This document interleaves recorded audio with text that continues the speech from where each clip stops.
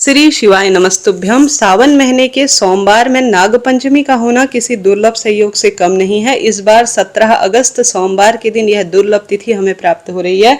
इस तिथि का कैसे आप लाभ उठा सकते हैं, आइए इस छोटे से वीडियो में आपको बतलाते हैं। जैसा कि आप जानते होंगे यह दिन बहुत विशेष है। सोमवार के दिन नाग पंचमी पड़ना, सूर्य संक्रांति पड़ना, क्योंकि सूर्य भगवान राशि परिवर्तन करेंगे तो यह बहुत बड़ा दिन है। इसे सिंह संक्रांति के नाम से ज्योतिष हिसाब से जाना जाता है।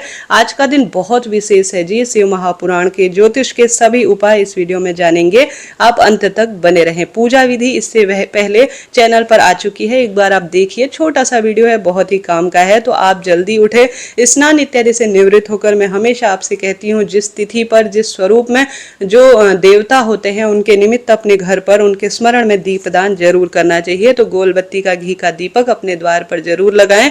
उसके बाद आज सरल विधि से पितरों की अधोगति से मुक्ति हो। कोई सर्पदंश से, कई बार बार स्वप्न में सर्प दिखाई देते हैं, काल सर्प दोष, आप किसी न किसी तरह से पीड़ित हैं, तो आज एक सरल काम जरूर करें। बहुत सरल उपाय है। एक कटोरी में कच्चा दूध लीजिए, घर पर कर सकते हैं, महादेव के मंदिर में कर सकते हैं।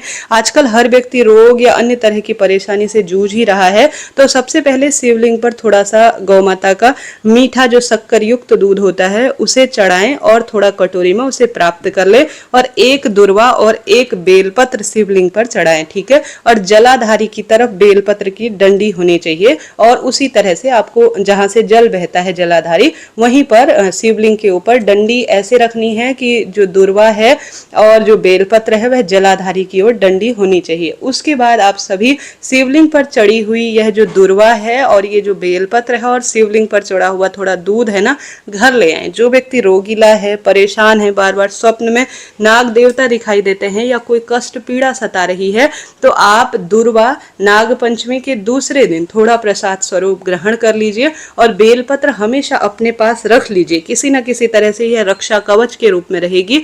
और शिवलिंग पर चढ़ाया गया जो दूध है जो आज की तिथि का है, उसे भी आप थोड़ा सा प्रसाद स्वरूप अपने नेत्रों से लगा दीजिए और थोड़ा चख लीजिएगा। इससे बहुत अधिक रोग मुक्ति का ये कार्य है। हाल ही में गुरुजी ने बताया है, किस किस ने सुना है जरूर बताइएगा। इसके साथ साथ एक सरल उपाय जो कि पितरों की अधोगति की मुक्ति के लिए, सौभाग्य के लिए है।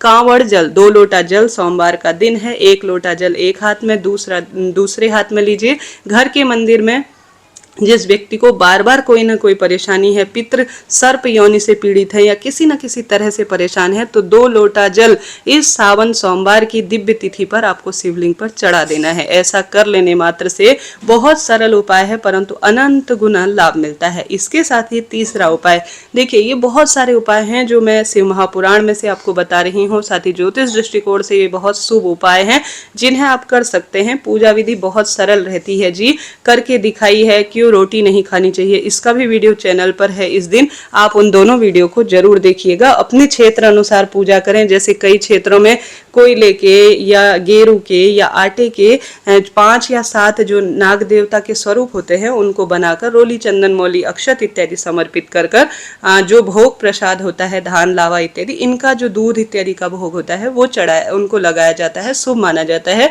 इसी तरह से शिव मंदिर में भी आप पूजा कर सकते हैं अपनी क्षेत्र परंपरा अनुसार। एक बार उन वीडियो को देखिएगा, आपको इतनी सुंदर जानकारी मिलेगी ना, तो आप बहुत सुख पाएंगे।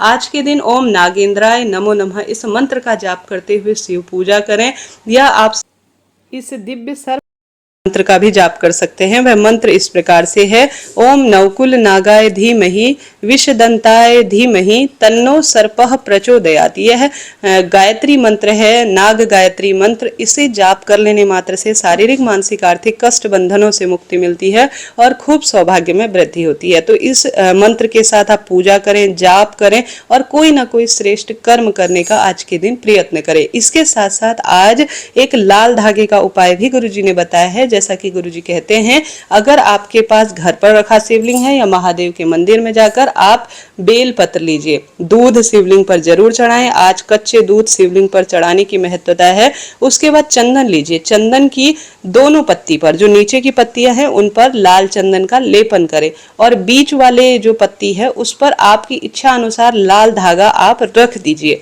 ठीक है। शिवलिंग पर इस धागे को आप 1-2 घंटे के लिए बेलपत्र के ऊपर चढ़ाकर छोड़ दीजिए, वहां बैठकर मंत्र जाप या जो भी आप कार्य करते हैं वह कर लीजिए। अब जो यह बेलपत्र के ऊपर रखा गया लाल धागा है, इसे उठाकर घर ले आइए। घर लेकर आने के बाद आप सभी इसे अपने गले में, अपने हाथ में बांध लीजिए। ऐसा कर लेने मात्र से बहुत सौभाग्य बढ़ता है, दुख दरिद्रता का अंत होता है, और जिस भी कार्य में आप हार रहे हैं या किस भी लक्ष्य की तरफ अग्रसर है या शारीरिक मानसिक आर्थिक कष्ट बंधनों से तंग है, वह कार्य सिद्ध होता है और आपके जीवन में सुख समृद्धि का स्वतः वास हो जाता है। तो आप करने का प्रयत्न करें।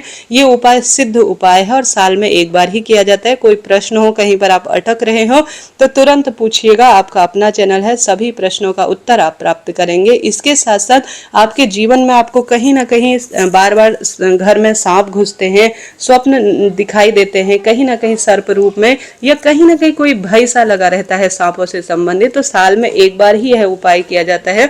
आस्तिक मुनि का नाम लेकर शिवलिंग पर आज समी का पत्ता जितना आपका मन है उतना चढ़ा दीजिए। उसमें से 1-2 समी का पत्ता आस्तिक मुनि की जय कहते हुए लेकर आइए घर। अपने घर के द्वार के ऊपर अगर आज के दिन शिवलिंग पर चढ़ाए गए समी पत्ते को अगर आस्तिक मुनि का नाम लेकर अगर आप रख देते हैं तो इससे बहुत अधिक सुख मिलता है। शारीरिक मानसिक आर्थिक कष्ट बंधनों से भी मुक्ति मिलने के आसार रहते हैं। आज सोमवार की नाग पंचमी है, बहुत बड़ा दिन है जी। झूठ छल कपट से दूर रहें। शिव चालीसा, नाग चालीसा, सर्प चालीसा इत्यादि का पाठ करें, मंत्र जाप करें ज्यादा से ज्यादा। और आज नील निधि के नाम से, किसका नाम लेना है? नील निधि का नाम लेकर, या तो कमल का फूल या अपराजिता या नीला फूल जिस भी स्वरूप में हो वह आप सभी को शिवलिंग पर चढ़ा देना है। नील निधि की जय कहते हुए घर पर या महादेव के मंदिर में यह दिव्य पुष्प समर्पित करें। फिर इस पुष्प को, जो नीला फूल है, इसे उठाकर घर ले आए। अष्ट सिद्धि और नव निधि की बहुत अधिक कामना सिद्ध हो जाती है, धन लक्ष्मी की कामना सिद्ध होती है जो भी आज के दिन नील निधि के नाम से नीला फूल शिवलिंग पर चढ़ा देता है। बहुत सरल उपाय है जी। आप सभी ने ये कौन कौन से उपाय करने का सोचा है, किस तरह से करेंगे, कमेंट्स बॉक्स में जरूर बताएं। ज्यादा कुछ भी नहीं कर सकते, अपनी इच्छा शक्ति सामर्थ्य अनुसार शारीरिक मानसिक आर्थिक कष्ट बंधनों की मुक्ति के लिए शिव मंदिर में बैठकर नाग देवता जो शिवलिंग के ऊपर विराजमान है उनका विशेष पूजन करें।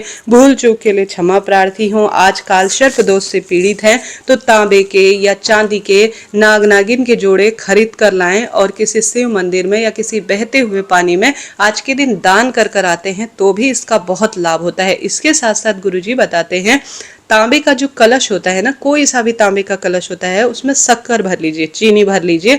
जो व्यक्ति किसी न किसी तरह से परेशान है, आप उसके तकिया के आसपास आज शक्कर से भरा हुआ जो बर्तन है तांबे का, उसे रख लीजिए। उसके बाद उसके ऊपर 2 सफेद फूल आप दूसरे दिन उठे, सोमवार के दिन आप सभी जैसे रात भर रखें या 2-3 घंटा रखें, जितना आपका मन है, परंतु तांबे के कटोरे में या तांबे के कलश में शक्कर भरकर फिर दूसरे दिन यानी सोमवार नाग पंचमी के दिन उसके ऊपर 2 सफेद फूल रखें, एक नाग नागिन का जोड़ा रखें, कहीं से भी लाकर, ज्यादा महंगा नहीं आता, छोटा सा चांदी का आता है या तांबे का, उसके ऊपर थोड़ा सफेद फूल चढ़ाकर आप दूध इत्यादि समर्पित कर रोली चंदन मौली अक्षत इत्यादि समर्पित कर फिर शिवलिंग में किसी शिव मंदिर में जाकर इसे समर्पित कर आए। शिवलिंग पर समर्पित कर दीजिए और तांबे का लोटा घर ला सकते हैं। उसके बाद स्नान कर लेते हैं तो कितना भी बड़ा काल सर्प दोष हो रहा हो, कोई शारीरिक मानसिक आर्थिक कष्ट बंधनों से आप जूझ रहे हैं तो उनसे निदान होता है और खूब खुशियां मिलती हैं। ओम नागेंद्राय नमो नमः कहते हुए